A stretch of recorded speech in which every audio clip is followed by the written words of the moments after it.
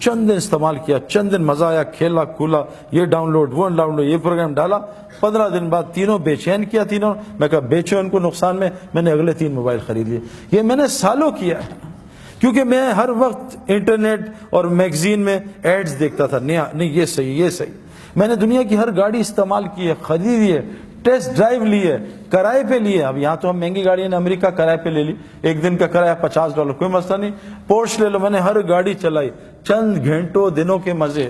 میں نے گھر بنا کے بیچے ہیں، چند دنوں کے مزے. اس کے بعد وہی گھر تنگ کرتے ہیں. میرے پیارو، سکون، چین، اطمینان، خوشیاں سب وہ دین میں ہیں. آسان آپ کو بتاتا ہوں. دیکھو، اعمال زندگی بنائیں گے، اعمال سے حالات ٹھیک ہوتے ہیں. یہ بات ہمیں سمجھنا ہے. یہ جو جنید جمشید مرحوم، کیا اختتام اللہ نے اس کا کیا. یہ جنید جمشید کوئی تبلیغی بزرگ تھا کوئی بہت بڑا، یا کوئی بہت بڑا، یعنی میں آپ کو کیا بتاؤں میرے پیارو. لوگ مجھ سے آ کے کتنی شکایت کرتے ہیں جنید کی، لیکن جو جنید کی ٹی وی میں حرکتیں آتی تھی وہ بہت چھوٹے گناہ ہیں، بہت چھوٹے. لیکن جنید گناہ کبیرہ سے، جنید کے منہ سے میں نے کبھی غیبت ہی نہیں سنی میرے پیارو. اور غیبت کرنا زنا سے بڑا گناہ ہے. جو آدمی غیبت کرتا ہے، جھوٹ بولتا ہے، اللہ اس کا رزق روک دیتا ہے تقدیر کا. حدیث میں آتا ہے بعض گناہ تقدیر کے رزق روک دیتے ہیں، بعض گناہ ایسے ہوتے ہیں. میں نے جنید کے منہ سے کبھی بھی جنید کے، میں کہوں نا کہ جنید یار وہ انضمام تمہارے لیے ایسا کہتا، وہ کہا سعید بھائی صحیح تو کہہ رہا تھا، میں ہے بھی تو ایسا. کبھی اسے ریٹیلیشن میں جواب نہیں دیا کہ انضمام کی ایسی کی تیسی ہے. میرے پیارو، 4-5 گھنٹے روزانہ اللہ کو بولتا تھا. جو مخلوق میں اللہ کو بولے گا، پھر دیکھو اللہ اس کا مخلوق میں کیسا موت پہ اس کا تعارف کراتے ہیں. اگر اللہ اس کا تعارف یہیں شروع کر دیتا، وہ تو پھٹ جاتا، پاگل ہو جاتا، پتہ نہیں کسی غلط لائن پہ چلا جاتا. اللہ نے پوری دنیا کو دکھایا، دیکھو یہ ناچنے گانے والا تھوڑے دین پہ تھا، تھوڑے دین پہ. میں اور جنید جمشید، ہمارا دین تو کمزور ہے. ہمیں کتنے سال ہوئے ابھی، کچھ بھی نہیں. کبھی ہم یہاں غلطی، کبھی وہاں غلطی. جیسے بیٹسمین ہوتا ہے نا، نیا کبھی سلپ میں آؤٹ، کبھی ادھر آؤٹ. تو ہم تو آئے دن آؤٹ ہو جاتے ہیں. ذرا سی لڑکیاں آ جائیں تو آنکھیں آؤٹ ہو جاتی ہیں، ذرا سا ماحول غلط آئے تو کان آؤٹ ہو جاتے ہیں، ذرا سا ماحول آئے کبھی زبان آؤٹ ہو جاتی ہے. ہم تو ڈیلی ہماری گلی اڑتی ہے. لیکن اس ٹوٹے پھوٹے دین پہ اللہ نے پوری دنیا میں جنید کے نام کو زندہ کیا. اور اس کی حیاتی میں لوگ کم ہدایت پہ آ رہے تھے، اللہ نے اس کی موت سے لوگوں کو زیادہ ہدایت دے دی. میرے پیارو، اعمال سے دنیا بھی بنے گی. اور جنید جمشید کی دنیا ختم نہیں ہوئی. میں جنید کو جانتا ہوں 90s سے نا. جنید کیا صرف پاکستانیوں میں جو اردو جانتے ہیں، جنید کو ویسٹ میں مشہور تھوڑی آدمی تھا.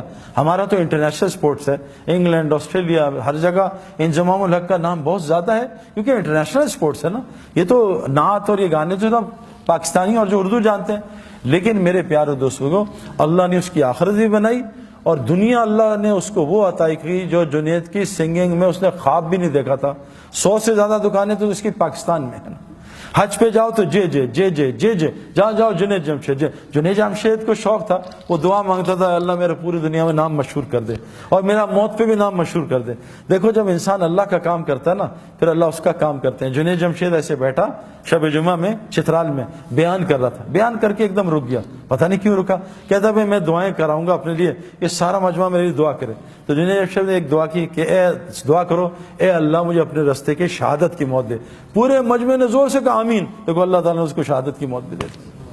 میرے پیارو، اللہ ہمارے کام کرے گا اگر ہم، دیکھو کیا کہا، عجیب بات کہ اے ابن عباس تو اللہ کے دین کی حفاظت کر، جب 24 گھنٹے اللہ کو اپنے ساتھ پائے گا.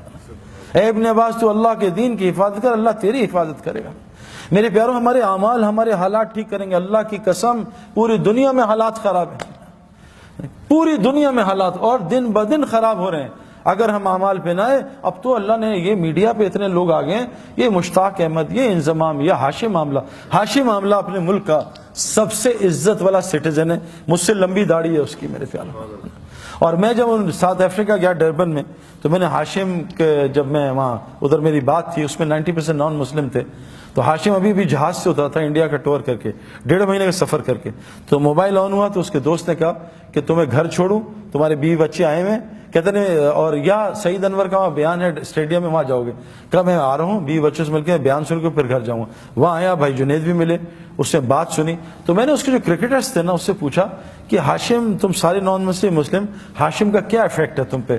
کہتے ہیں یار جب بھی ہم میچ ہارتے ہیں یا ہمیں پریشانی، آؤٹ ہوتے ہیں یا گندا کھیلتے ہیں، ہم ہاشم نا یہ نماز پڑھتا ہے، قرآن پڑھتا ہے، ہم اس کے چہرے کو دیکھتے ہیں، اس کے چہرے کو دیکھ کے ہمیں اتنا سکون ملتا ہے، ہم سوچتے ہیں اس کے اندر اتنا کتنا سکون ہوا ہے. ہم سکون کے لیے تو سب کچھ کر رہے ہیں. اور بھائی مسجد، مچھلی کا سکون پانی میں، مسلمان کا سکون مسجد میں ہے، یہ کہاں باہر تلاش کر رہا ہے؟ وہ عارضی سکون، ٹیمپرری، نشہ کیا ٹیمپرری سکون، پھر پریشانی، دوائی کھائی نیند کی ٹیمپرری سکون، پھر پریشانی، یہ سب آرٹیفیشل ہے۔ مچھلی کا سکون پانی میں، مچھلی کی ضروریات پانی کے اندر، مسلمان کا سکون پانی میں۔ مسلمان کی ضروریات کا تعلق مسجد کے اعمال کے ساتھ ہے، باہر نہیں ہے۔ مسجد کے اعمال، باہر کی محنت سے بستر آئے گا، نیند نہیں آئے گا۔